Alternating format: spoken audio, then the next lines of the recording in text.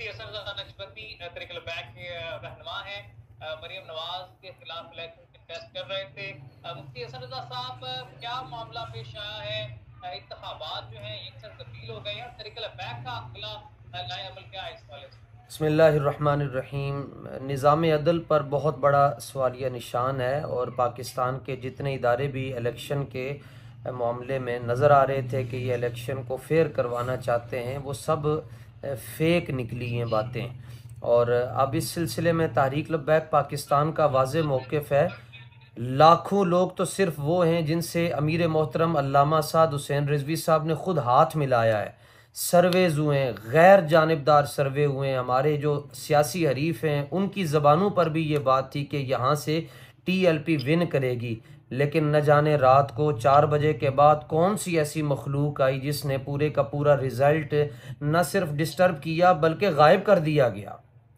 तो किताब सादा रहेगी कब तक, कभी तो आगाज़ बाब होगा, और जिन्होंने बस्ती उजाड़ डाली अब उनका भी हिसाब होगा।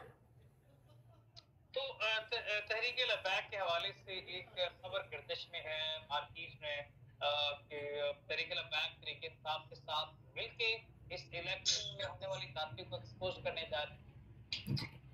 इस सिलसिले में मरकज़ी मजलिस शूरा का इजलास जारी है और बहुत जल्द प्रेस कॉन्फ्रेंस के ज़रिए अमीर मोहतरम अपना लाहे अमल पेश करेंगे। और कौम से मेरी दरख्वास्त है कि इमाम हुसैन अलैहिस्सलाम का ये फरमान याद रखें कि जुल्म के ख़िलाफ़ जितना देर से खड़े होंगे आपको कुर्बानियाँ भी इतनी ज़्यादा देनी पड़ेंगी। हमारे पैनलिस्ट मुफ्ती साहब हमारे साथ मौजूद हैं, ये भी आपसे सवाल करना चाहेंगे। मसूद साहब, आप कुछ सवाल करना चाहेंगे मुफ्ती साहब से? जी, मैं सबसे पहला सवाल ये करना चाहूँगा। मुफ्ती साहब अस्सलाम वालेकुम जी रहमतुल्लाहि जी मसूद साहब, बहुत मुफ्ती शुक्रिया साहब, आपका। मेरा सवाल आपसे ये है कि फॉर्म 45 का जो नतीजा आपके पास मौजूद है उसके मुताबिक आपका रिजल्ट क्या है और जो मरियम नवाज साहिबा हैं उनका रिजल्ट क्या बनता है? जी, हमारा यहाँ हमारे हलके में धांधली नहीं हुई, लेकिन और जो बहुत से मामलात हुए हैं वो समझ से ही बालातर हैं कि जो एक मर्तबा भी अपने हलके में आकर विजिट नहीं कर रही, और रात तक यहाँ तक बात के उनके अपने सारे साथी कह रहे हैं कि यहाँ से वो हारती हुई नज़र आ रही हैं। सुबह हमें 11,708 वोट वाला रिज़ल्ट रात को 12 बजे के बाद पकड़ा दिया जाता है। जनाब, ये आपका रिज़ल्ट है। और जहां 876 है उसको 176 लिख दिया जा रहा है। जहां 876 है वहां 8 को चेंज करके 1 बनाया जा रहा है, जहां 1 है उसको 0 बनाया जा रहा है।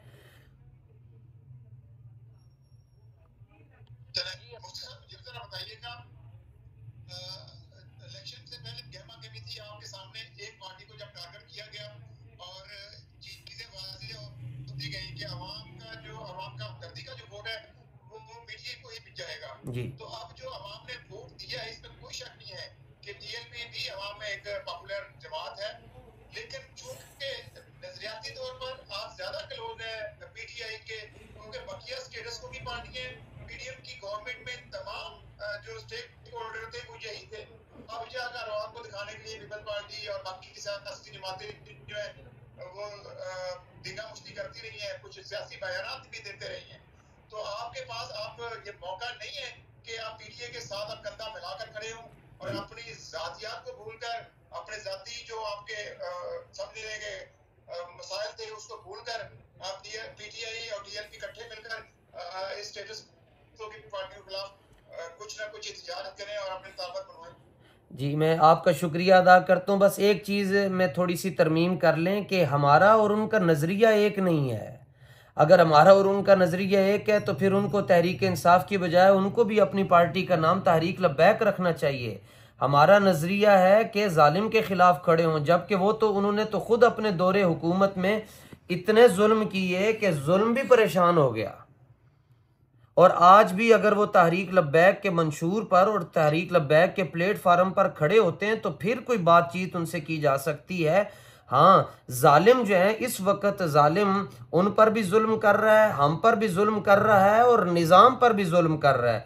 वो किसी भी रंग में है, वो रूप में है। तहरीक लब्बैक पाकिस्तान जब अपना एहतजाज रिकॉर्ड करवाती है तो ये किसी के कंधे पर कोई चीज़ रख कर अपना एहतजाज नहीं रिकॉर्ड करवाती।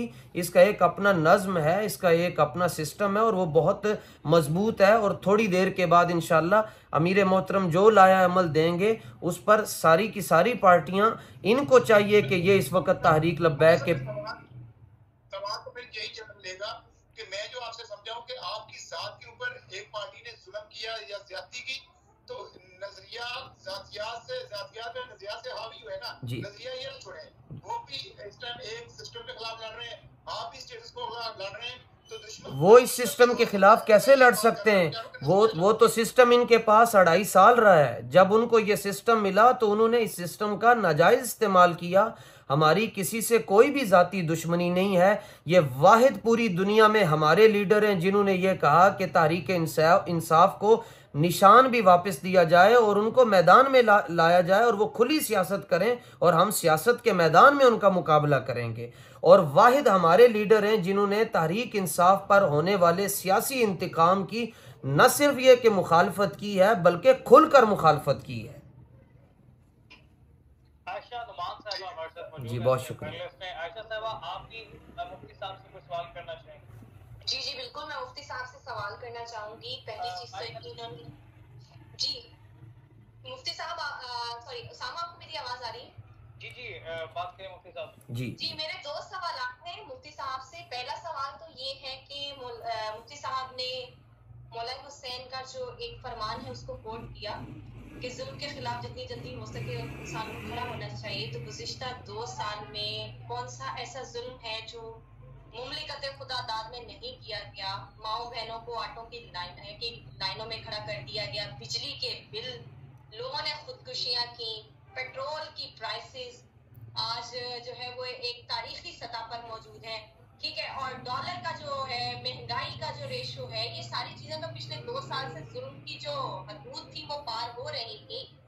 औरतों को सड़कों पे घसीटा जा रहा था, चार दीवारी का तकद्दुस पामाल हो रहा था। तो उस वक्त पूरी पाकिस्तानी कौम भी किसी सियासी रहनुमा की तरफ, किसी जमात की तरफ देख रही थी कि शायद कोई सामने आए और इस चीज की खुलकर मजम्मत करे। पहली चीज तो ये, उस वक्त आपका सियासी किरदार क्या रहा?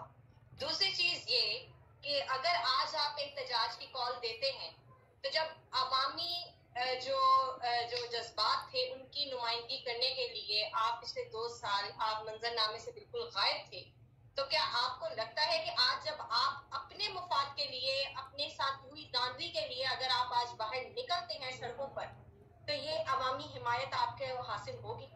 जी, बहुत शुक्रिया मोहतरमा आपके सवाल का। हमारे यहाँ बड़े पुराने साथी और बड़े गैर जानिबदार तज्जिया निगार मोहतरम चौधरी साहब तशरीफ़ फरमा हैं। आप 2 साल से हमसे मत पूछें कि हम कहाँ रहे, बल्कि हमसे ये पूछें कौन सा ऐसा जुल्म है जिसके खिलाफ तहरीक लब्बैक मैदान में नहीं खड़ी रही। और ये जो कह रहे हैं कि आटे के लिए कौम बाहर निकलती थी, आप उनसे पूछें जिन्होंने हेलीकॉप्टर से आटे के थैले नीचे फेंके थे। हमसे ये पूछें कि डेरा गाजी खान के सैलाब के अंदर और पूरे पाकिस्तान के जो इलाकों में सैलाब आया उसमें तहरीक लब्बैक पाकिस्तान ने करोड़ों रुपया देकर कौम से लेकर 1-1 रुपये का ऑडिट आज भी मौजूद है और कोई एक तस्वीर नहीं खिंचवाई। जो उस वक्त के हाकिम थे जिनके पास निज़ाम था वो तो हेलीकॉप्टर से आटे के थैले नीचे फेंकते थे जो आधा तो हवा में ही रह जाता था। और कौन सा ऐसा जुल्म है जिसके खिलाफ तहरीक लब्बैक मैदान में नहीं आई? ये तो उसामा साहब का शुक्रिया है कि वॉइस न्यूज़ ये वो वाहिद चैनल है अब गुज़श्ता चंद दिनों से जो तहरीक लब्बैक का मौक़िफ़ पूरी दुनिया को दिखा रहा है। और हमें साथ पीटा भी जाता है और साथ कहा भी जाता है तुम्हें रोने की इजाज़त भी नहीं है, और अगर रोते हैं तो उसको दिखाना भी ममनू हो जाता है। 2-4 दिन आप तहरीक लब्बैक पाकिस्तान के मौक़िफ़ पूरी दुनिया में दिखाना शुरू कर देंगी तो हो सकता है कि आप पर भी सवालिया निशान उठना शुरू हो जाए। और बाकी दूसरा सवाल ये है कि हम अपने मफाद के लिए नहीं निकले हुए, हम तो कौम की नस्लों की बका की जंग लड़ रहे हैं। पाकिस्तान की बका इस्लाम के निज़ाम के साथ है। वकार साहब, आप भी मुफ्ती साहब से कुछ सवाल करना चाहते हैं? सबसे पहले तो अस्सलाम वालेकुम। मैं आपको ये पूछना चाहूंगा कि इस तरह से पीटीआई है वो आप जैसा कि कहा कि नजरिया आप लोगों का उससे बिल्कुल मुख्तलिफ है। तो पहले भी ना तहरीक लबैक पाकिस्तान घबराई है और उसने हर महाज पर एहतजाज किया है। तो मैं नहीं समझता कि जो पीटीआई आज खुद तितर बितर हुई हुई है, आपको उसके साथ इल्हाक करके एहतजाज करने की जरूरत है। अगर आपने एहतजाज करना है तो आप अपने तई, मैं समझता हूँ कि आप वो कुव्वत भी रखते हैं और वो हौसला भी रखते हैं कि आप खुद से कर सकें। तो मेरा तो एक अदना तालिब इल्म के तौर पे यही मशवरा है कि किसी भी ऐसी जलाओ कराओ वाली जमात का तहरीक लबैक को साथ नहीं देना चाहिए। और बहुत खूब। अपने कायदीन तक भी ये बात बताइए जी कि तहरीक लबैक का अपना कद काट माशाल्लाह बहुत है, अल्हम्दुलिल्लाह। उसे नहीं जरूरत। जी जी, मैं बहुत शुक्रिया, आपका शुक्रिया अदा करता हूँ। और पिछले फ्लड की बनिस्बत इस दफा बात करना चाहते हैं। जी जी जी जी मैं मुफ्ती साहब से पूछना चाह रहा हूँ कि जो आपके कायद कादर नदवी साहब के टाइम टीएलपी को पजीराई अवाम में मिलती रही है, अब वो नहीं मिली। आप तीसरी बड़ी सियासत थे, लेकिन इस दफा आपको अवाम ने उस तरह वोट नहीं दिया। जी, वो इस पर उसामा साहब का बहुत खूबसूरत जुमला है कि पहले मैंडेट पर डाका डाला जाता था, अब डाले डाले जाते हैं।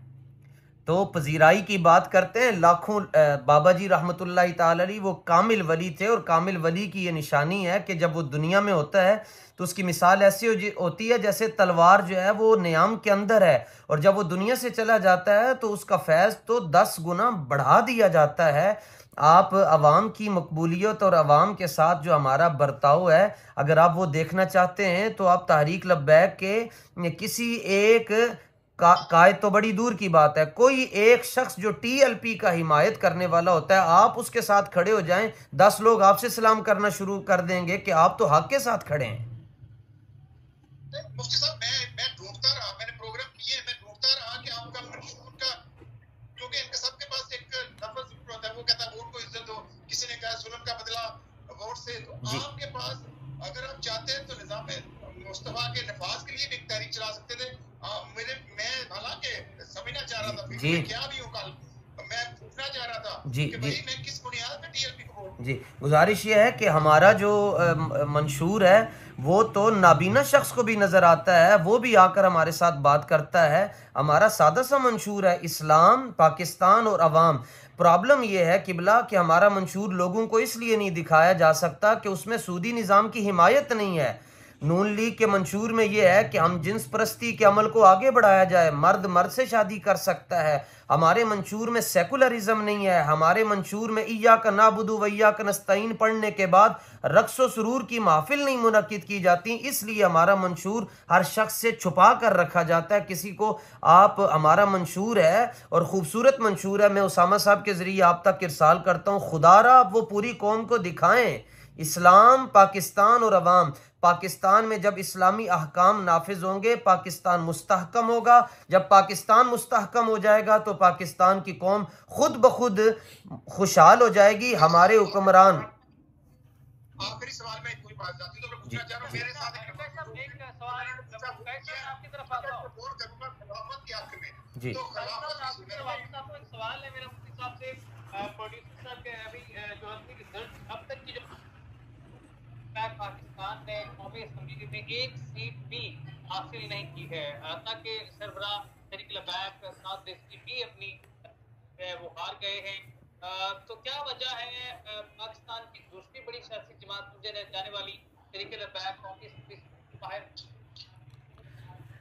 जी, ये वजह तो आप भी तलाश कर रहे हैं, और ये मैं तो गुजारिश करूंगा चौधरी साहब बताएंगे कि जहाँ 10,000 की लीड से रात को 7 साहब आगे जा रहे हों, सुबह वो है वो इलेक्शन का सारा सिस्टम ही गायब कर दिया जाए। ये तो मैं भी आपसे पूछना चाहता हूँ।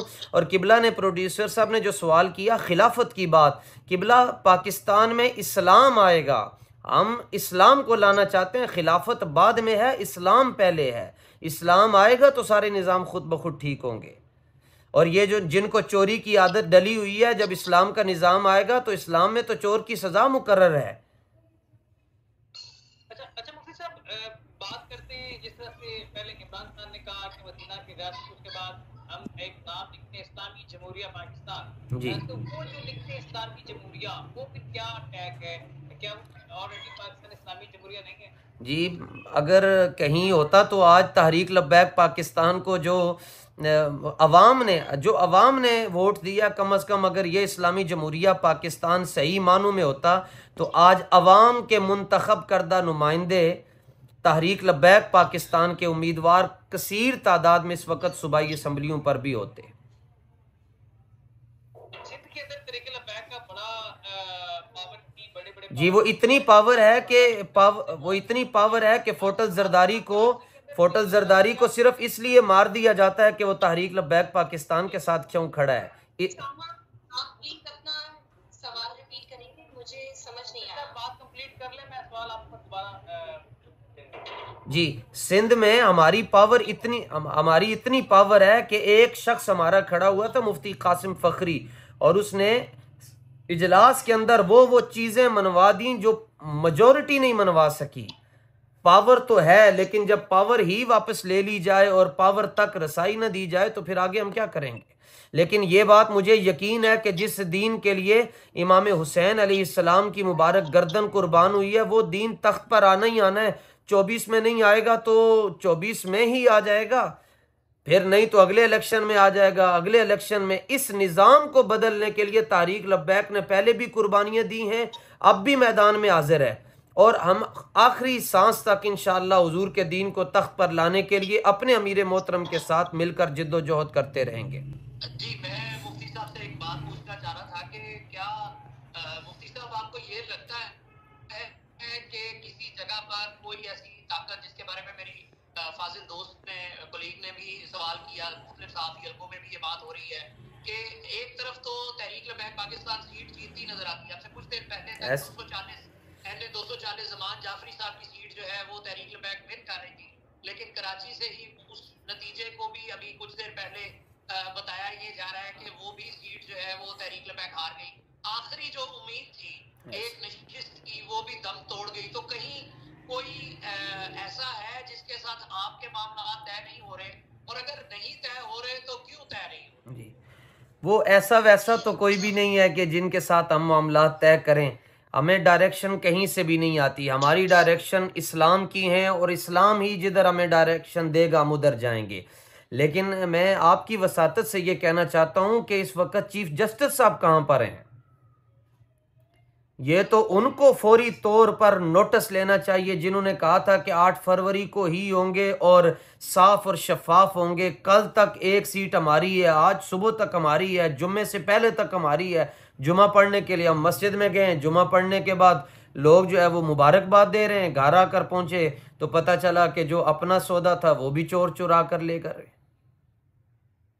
ये निज़ाम अदल पर करवाने तक पत्थर की उसके बाद नहीं है। आप चीजें नोट करें ना कि हमारे गाजी साहब जो है उन्होंने इलेक्शन का कहा था, उसके बाद आप जाएंगे तो 100 वोट उनके पास नहीं है, और वो कहते हैं हम अपने लिए नहीं बात कर रहे। नहीं किबला, हम अपने लिए बात नहीं कर रहे, हम पूरे मुल्क, पूरे सिस्टम के लिए बात कर रहे हैं।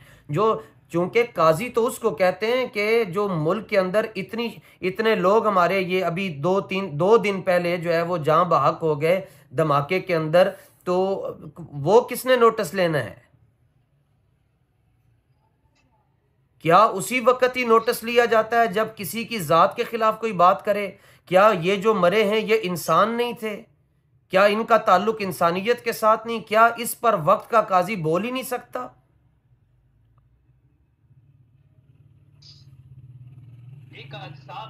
ये पूरे निज़ाम पर ये लब्बैक का नहीं है, ये हम पूरे निज़ाम के लिए आप पूरी उम्मत, पूरी कौम से और पूरी इंसानियत से दरख्वास्त कर रहे हैं कि ये लब्बैक का ज़ाती मफाद नहीं है। लब्बैक तो अपने बंदे कुर्बान करके, हमारी बुनियादों में तो शहीदों का खून मौजूद है, फैज़ाबाद से लेकर वजीराबाद और फिर हवेलियां तक। चले मुफ्ती साहब, मैं फिर आपने सवाल कर लिया, मैं उसका भी आगे नया सवाल निकालता हूँ। इस वक्त जितनी भी सियासी पार्टियां हैं, वो जो मजहबी सियासी जमातें हैं, वो पैट है, टीएलपी है, या इसके अलावा जमात इस्लामी है, ये सब अपने तौर पर इंडिविजुअली कोशिश करना चाहते हैं। एक बड़ी पार्टी ने 26, 27, 28 साल मेहनत की है, अभी फिर आपको सालों और लग जाएंगे। अगर आप मिलकर इत्तेहाद करके और अपना, क्योंकि नजरिया यही कह लें कि एस्टेब्लिशमेंट नहीं है तो कम से कम स्टेट के खिलाफ तो आपने मुतहद होना था, लेकिन आप अकेले अकेले कोशिश करना चाह रहे हैं जिसमें फिर नाकामी मुल्क और कौम की हो रही है। नुकसान तो मुल्क और कौम का हो रहा है, लेकिन हमारी है ना, हमारी जिद, हमारी जातियात आ गई है। बस ये इस पर फिर अलग एक प्रोग्राम रख लें। और आप तहरीक इंसाफ के बारे में ये कह रहे हैं कि उन्होंने 26 साल मेहनत की, और जब उन्होंने इस्लामी रियासत की आवाज़ दी है, रियासत मदीना का कहा, तो क्या उस रियासत को चलाने के लिए जो मुशीर थे वो सारे लोटे नहीं थे? क्या जो वजीर थे वो करप्शन के अंदर धुले हुए नहीं थे, करप्शन की नहरों में डूबे हुए थे? और उन मुशीरों ने एक ही बात कही, खान साहब अगले 20 साल भी आपके हैं, मगर एक काम कर लें, मौलवियों को अंदर डाल दें।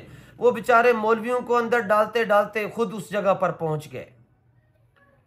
तो उन्होंने देखें, ये हर शहरी की एक बात है। देखें, मेरी गुजारिश सुने, हर शहरी ये कहता है कि खान साहब ने जनरल असेंबली में जाकर नामूस रिसालत का मुकदमा लड़ा है। वाह भाई वाह, नामूस रिसालत का मुकदमा जो उधर लड़े उसे हम यूं सलाम पेश करते हैं, उधर मुकदमा लड़ रहे हैं। और पाकिस्तान में जब नामूस रिसालत के लिए जो आवाज बुलंद करते हैं उनको उठाकर आप जेलों में फेंक रहे हैं। मुफ्ती साहब इलामा खादिम सर रिजवी साहब ने इसी पॉइंट पर तहकीक की थी, बकायदा कहा कि मैं इमरान खान को लखा सलाम पेश करता हूं। ਅਸੀਂ ਵੀ ਕਹਿੰਦੇ ਉਸਾਮਾ ਸਾਹਿਬ, ਅਸੀਂ ਹੁਣ ਵੀ ਕਹਿ ਰਹੇ ਹਾਂ, ਲੇਕਿਨ ਇੱਕ ਪਾਸੇ ਤੁਸੀਂ ਨਾਮੂਸੇ ਰਿਸਾਲਤ ਦਾ ਮੁਕੱਦਮਾ ਰੱਖ ਰਹੇ ਹੋ ਤੇ ਦੂਸਰੇ ਪਾਸੇ ਜਿਹੜੇ ਨਾਮੂਸੇ ਰਿਸਾਲਤ ਦੇ ਜਿਹੜੇ ਮੁਹਾਫਿਜ਼ ਉਹਨਾਂ ਦੇ ਉੱਤੇ ਤੁਸੀਂ 780 ਦੇ ਮੁਕੱਦਮੇ ਪਾ ਰਹੇ ਹੋ, ਉनको